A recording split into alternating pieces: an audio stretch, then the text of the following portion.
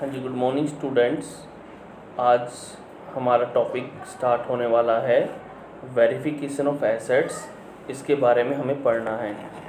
देखिए, एक बिजनेस के पास वेरियस टाइप्स की एसेट्स होती है और सभी एसेट्स का वन बाय वन हमें इवैल्यूएशन करना पड़ता है।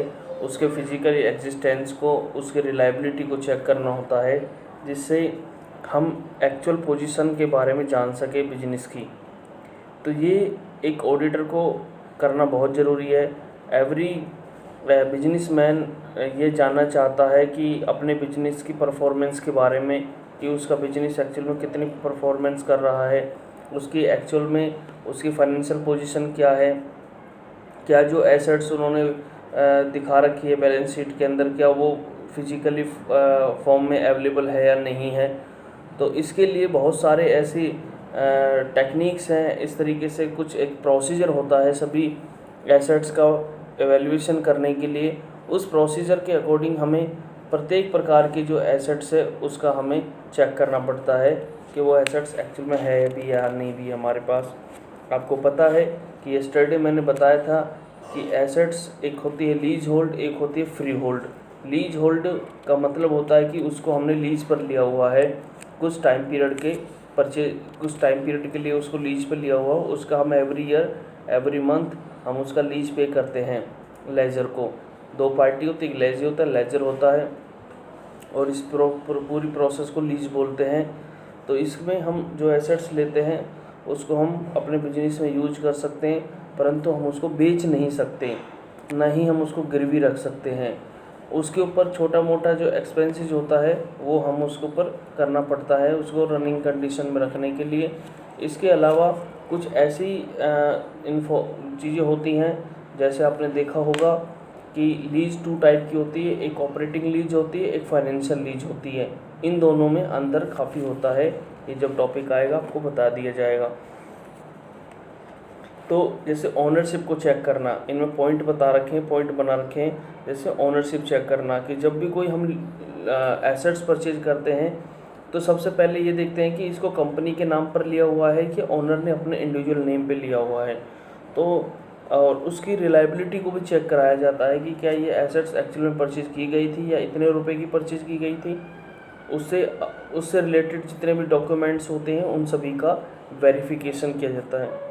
फिजिकली इंस्पेक्शन करना कि जिस भूमि या भवन का आपने लैंड या बिल्डिंग का परचेज किया है उसको फिजिकली फॉर्म में चेक करना कि लैंड आपने मान के चलो 2 एकड़ लैंड परचेज की, क्या लैंड 2 एकड़ जो लैंड है वो क्या आपके पास अवेलेबल है या नहीं है, तो उसको भी हमें चेक करना होता है। इसी प्रकार चेंज इन एसेट्स, वर्ष के दौरान अगर आपने कोई एसेट्स है बेची है या उसको ख़रीदा है, उससे रिलेटेड जो एग्रीमेंट है, कॉन्ट्रैक्ट है, वो भी आपको चेक करने होते हैं अगर आपने ड्यूरिंग द ईयर इनमें किसी प्रकार का परिवर्तन हुआ है तो।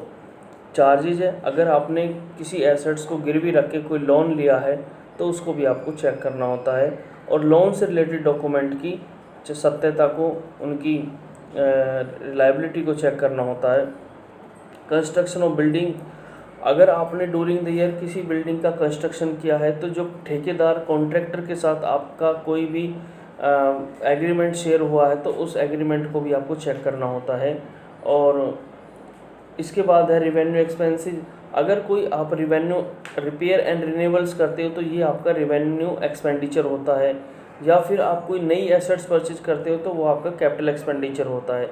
तो क्या आपने इन खर्चों को सेपरेट अकाउंट में प्रॉपर तरीके से दिखाया है, नहीं दिखाया है, तो ये भी हमें चेक करना होता है। सर है वैल्यूएशन, भवन का मूल्यांकन लागत में से अब तक की अगर हाथ की रकम घटाकर किया जाता है, और भूमि का मूल्यांकन सदैव लागत मूल्य पर किया जाता है। आपको पता है कि जो हमारी भूमि होती है, भूमि के ऊपर तो डेप्रिसिएशन नहीं लगता, पर बिल्डिंग के ऊपर डेप्रिसिएशन हम लगाते हैं, तो उसमें से डेप्रिसिएशन लेस करने के बाद जो वैल्यू बचती है वो हमारा एक्चुअल वैल्यू होता है। इसके बाद सर लीज होल्ड प्रॉपर्टी है। लीज होल्ड प्रॉपर्टी आपका जो एग्रीमेंट होता है लेजी और लेजर के बीच में, उसके आधार पर आपको चेक करना है क्या लीज कितने समय के लिए गई है, लीज का कितना किराया होगा, कितने समय के लिए होगा, पेमेंट कितना कर दिया, कितना कोई पेंडिंग अमाउंट तो नहीं है। इनका चेक करना होता है। एग्जिस्टेंस देखना, फिजिकली इंस्पेक्शन करना है इसका भी आपको, और इसके अलावा अगर आपने कोई रेवेन्यू एक्सपेंसेस किया है तो वो भी हमें देखना होता है कि रेवेन्यू एक्सपेंसेस किस टाइप का है। आपने कोई रिपेयर कराई है, या कोई म्युनिसिपल टैक्स पे किया है, या कोई एनुअल कोई टैक्स पे किया है रिलेटेड टू लैंड आदि। ये आय व्यय होते हैं हमारे, जितने भी हम एक वर्ष की पेमेंट करते हैं, उनकी जिसकी फैसिलिटी हमें एक वर्ष तक मिल जाती है, तो वो हमारे सारे रेवेन्यू एक्सपेंडिचर होते हैं। इसके बाद कुछ चार्जेस हैं, कोई चार्ज तो नहीं है। वैल्यूएशन करना, इंक्रीज डिक्रीज हुआ है, कोई सिंकिंग फंड है, कोई आपने एसेट्स को रिन्यूएबल करने के लिए या एसेट्स को रिप्लेस करने के लिए कोई सिंकिंग फंड क्रिएट किया है, नहीं किया। सो इन द बैलेंस शीट अंकेक्षक को ये भी देखना चाहिए कि स्थिति विवरण में भूमि को लागत मूल्य पर दिखाया गया है, स्थायी संपत्ति वाले शीर्ष में दिखाया गया है। सर इसके बाद है प्लांट एंड मशीनरी। देखो जितने भी हमारे हेड हैं ये सब, इन सभी हेड्स को, जितने भी सर हमारे हेड हैं, चाहे प्लांट एंड मशीनरी है, लीज होल्ड है, फ्री होल्ड है, सभी के सब का जो चेक किया जाना है वो सभी का एक प्रोसीजर होता है। जैसे यहाँ पर ओनरशिप देखना, प्लांट एंड मशीनरी की ओनरशिप देखनी है कि प्लांट एंड मशीन के स्वामित्व की जांच करना, विक्रेता उससे प्राप्त जो भी इनवॉइस प्राप्त हुए रकम की भुगतान रसीद आदेश प्रतिलिपि से की जाती है और उनकी ठीक प्रकार से जांच करना। एग्जिस्टेंस, प्लांट तथा मशीन के अस्तित्व को जांचने के लिए अंकेक्षक को स्वयं कारखाने में जाकर उनका निरीक्षण करना चाहिए कि वहाँ पर किसी प्रकार का कोई प्लांट है या नहीं है। चार्जेस करना, आपने किसी प्लांट और मशीनरी को गिरवी रखकर किसी प्रकार का कोई अगर लोन ले रखा है तो उसकी भी हमें जांच करनी होती है। Capital and revenue expenditure, machine को परचेज करने से लेकर और उसको इंस्टॉल करने तक जितने भी खर्चे होते हैं हमारे, वो कैपिटल एक्सपेंडिचर के होते हैं। और उसके बाद जो खर्चे किए जाते हैं, चाहे रिपेयर कराने का हो, चाहे उसकी रूटीन मेंटेनेंस कराने की बात हो, तो ये सारे हमारे रेवेन्यू नेचर के होते हैं। सर इसके अलावा हमारा है अल्ट्रेशन। आपने ड्यूरिंग द ईयर किसी प्रकार का कोई मशीन को बेचा है या कोई नई मशीन परचेज की है, तो उससे भी रिलेटेड जो डॉक्यूमेंट्स होते हैं उनको भी हमें चेक करना होता है। वैल्यूएशन है, प्लांट एंड मशीन का मूल्यांकन उपयोगिता मूल्य के आधार पर की जाती है। प्लांट और मशीन के संबंध में अंकेक्षण को सिर्फ प्राप्त प्रपत्रों तथा मूल्यांकन की राशि से संतुष्ट नहीं होना चाहिए, उसे विशेषज्ञ द्वारा अनुमान लगाकर इस संबंध में पुष्टि करनी चाहिए कि देखना चाहिए कि मूल्य ह्रास इतना काटा गया है तो संपत्ति के जीवन काल में उसकी पूर्ण राशि समायोजित हो जाए। इसके बाद सर हमारा असेंबलिंग ऑफ प्लांट। कुछ संस्थाएं प्लांट मशीनरी क्रय करने के स्थान पर स्वयं ही अपने कर्मचारियों से निर्माण करवाती हैं और यह प्लांट मशीनरी संस्था में बनाई गई तथा असेंबल की गई है, तो इसका निर्माण लागत की पुष्टि है तो इंजीनियर से प्रमाण पत्र लेना चाहिए। सर इसके बाद है प्लांट रजिस्टर्ड एंड चिट्ठे की जांच, checking the plant register and balance sheet. इस चिट्ठे में सभी मशीनों के बारे में विस्तृत सूचना होती है, अतः अंकेक्षक को प्लांट रजिस्टर की जांच करनी चाहिए कि जो प्लांट दिखाया गया है क्या वो उसकी वैल्यू ठीक प्रकार से दिखाई गई या नहीं दिखाई गई, या प्लांट विदेश में है, इससे संबंधित इंजीनियर से प्रमाण पत्र लेकर उसका वेरिफिकेशन करवाना चाहिए। सर इसी प्रकार हमारा नेक्स्ट पॉइंट आता है furniture and fixtures and fittings. कुछ ऐसे एसेट्स होती है जो मूवेबल होती है, एक स्थान से दूसरे स्थान पर ले जाई जा सकती है। कुर्सी है, मेज है, ट्यूबलाइट है, बल्ब है, पंखे हैं, ठीक है, और बिजली की तारें हैं, ये हमारी मूवेबल एसेट्स होती है। तो इनको भी हमें एक प्रॉपर तरीके से चेक करना चाहिए कि जैसे ओनरशिप देखना चाहिए। ओनरशिप कॉमन है हमारा existence, revenue expenditure and purchase sale, कोई बेचा है, और चार्ज और वैल्यूएशन। लूज टूल्स है, लूज टूल देखो हमारे एक बिजनेस में बहुत अधिक मात्रा में होते हैं, छोटे छोटे औजार, तो इनका भी एक हिसाब किताब प्रॉपर तरीके से रखना एक कठिन कार्य है। इसके लिए अंकेक्षक को किसी उत्तरदायी अधिकारी से प्रमाणित एक विस्तृत सूची प्राप्त करनी चाहिए जो उनके औजारों की समस्त सूचना हमें दे दे। कैश मेमो है, चाहे इसके बाद परचेज इनवॉइस है, ये सारे हमें मिल जाएं। मोटर एंड अदर कन्वेंस, जैसे इसके अंतर्गत समस्त मोटर लॉरियाँ कार, ठेला गाड़ी, ट्रक आदि आते हैं। मोटर एवं अन्य वाहन भी अन्य स्थायी संपत्तियों की भांति ही प्रयोग की जाती हैं तथा बड़े व्यापारिक संस्थानों में जहाँ इनकी संख्या अधिक होती है वहाँ प्लांट रजिस्टर की तरह एक अलग रजिस्टर रखा जाता है, जिसमें प्रत्येक वाहन संबंधी सूचनाएं होती हैं कि जो भी गाड़ी, एक फर्म के पास जितनी भी गाड़ियां होती हैं उनके लिए एक रजिस्टर मेंटेन किया जाता है। और इसके बाद है ओनरशिप। वाहन के स्वामित्व का पता करने के लिए अंकेक्षक को लाइसेंस और रजिस्ट्रेशन के प्रपत्र को देखकर अंकेक्षण करना चाहिए कि जो गाड़ी का आरसी होता है उसके आधार पर ही हमें उसका रजिस्ट्रेशन करना चाहिए। एग्जिस्टेंस की बात करें, अंकेक्षक को प्रत्यक्ष रूप से प्रत्येक वाहन का भौतिक निरीक्षण भी करना चाहिए। वैसे इसके अस्तित्व की जांच करने के लिए वाहन रजिस्ट्रेशन संबंधी प्रपत्र वाहन की लॉन्ग बुक में सहायता से कर लेनी चाहिए। Revenue expenditure, licence fees, insurance, road tax, मरम्मत, नवीनीकरण आदि वे आयगत होते हैं। रजिस्ट्रेशन वे पूंजीगत होते हैं। उनकी अच्छे से जांच करनी चाहिए। सर इसके बाद इसका कोई चार्ज है, किसी प्रकार कोई आपने गिरवी तो नहीं रखा। इसी प्रकार हमारे पास एक लाइव स्टॉक होता है जिसमें हमारे गाय, भैंस, ऊँट, बैल, मुर्गी आदि आते हैं। उनके एग्जिस्टेंस को चेक करना हो। इसके बाद उनके एग्जिस्टेंस को चेक करना है।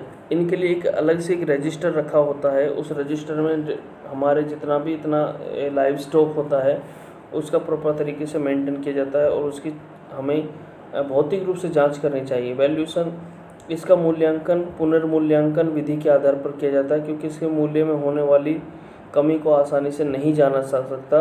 और अंकेक्षक को पशुधन के मूल्यांकन का प्रमाण पत्र विशेषज्ञों से प्राप्त कर लेना चाहिए। परचेज सेल, वर्ष के दौरान पशुओं का क्रय विक्रय किया है आपने तो वो विधि चेक करना होता है। रेवेन्यू एक्सपेंसेस, पशुओं की बीमारी, खाद्य सामग्री, नगर पालिका कर, पंचायत कर आदि आयगत होते हैं। इन्हें लाभ हानि खातों में से राइट ऑफ कर देना चाहिए। Acquire on hire purchase agreement, कुछ एसेट्स हम हायर परचेज सिस्टम के आधार पर भी एक्वायर करते हैं।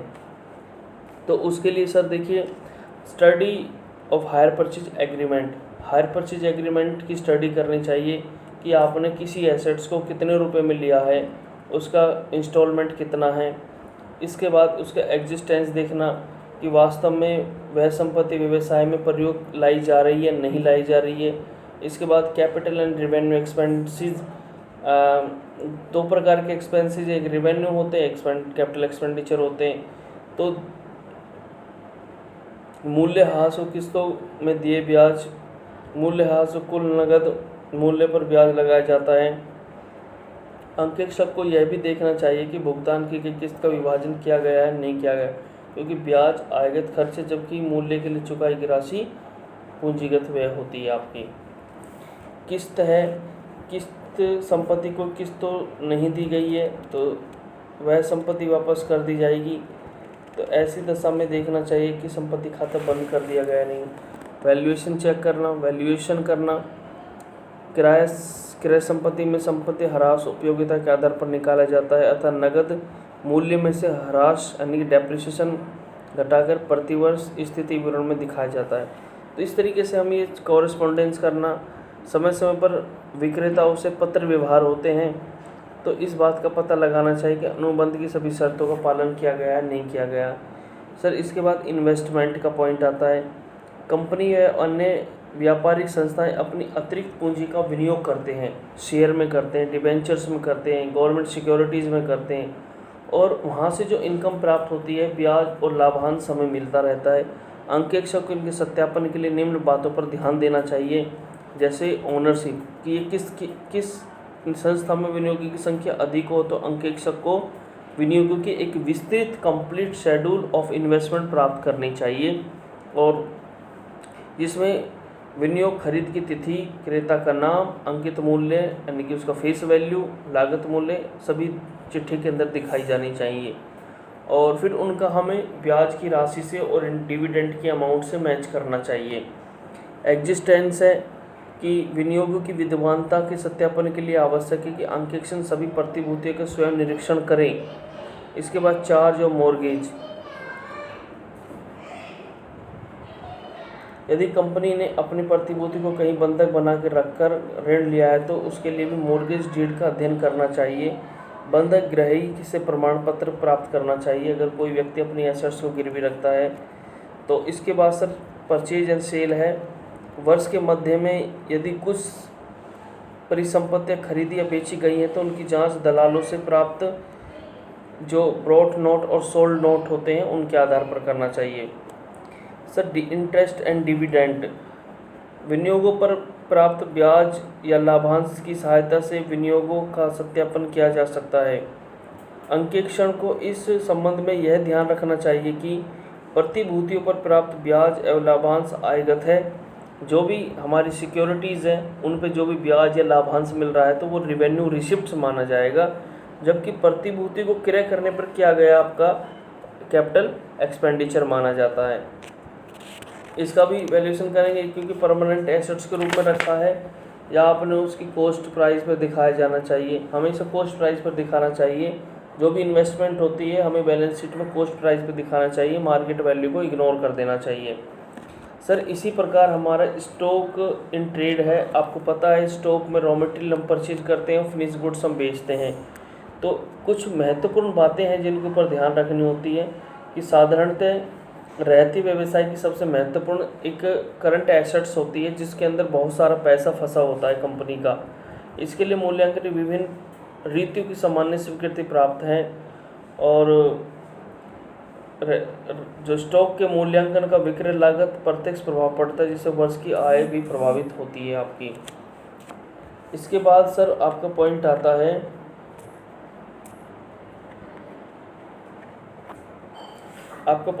है कि रहती के सत्यापन करने से पहले अंकेक्षक को व्यापार के प्रबंधकों से प्रमाण पत्र प्राप्त कर लेना चाहिए।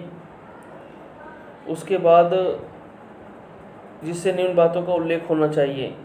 इन संस्था की रहती की सूची में मात्रा, मूल्य तथा गणनाएं, अंतिम रहते निकाला गया है।